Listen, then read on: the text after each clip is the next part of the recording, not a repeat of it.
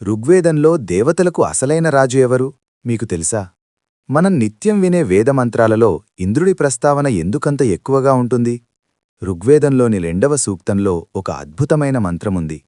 ఇంద్రం ఓ వీరాహ హవతే. దీని అర్థమేమిటంటే, ఓ వీరులారా, శక్తిని మరియు విజయాన్ని ప్రసాదించే ఆ పరాక్రమవంతుడైన ఇంద్రుడిని పిలవండి. పురాతన కాలంలో యుద్ధాలకు వెళ్లే ముందు యోధులు ఇంద్రుడిని స్మరించుకునేవారు.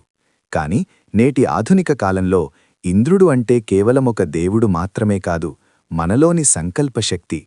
జీవితంలో మనకెదురయ్యే అడ్డంకులను అధిగమించడానికి, మనలో ఉన్న భయాన్ని పోగొట్టుకోవడానికి ఆ ఇంద్రుడి వంటి పరాక్రమం మనకవసరం.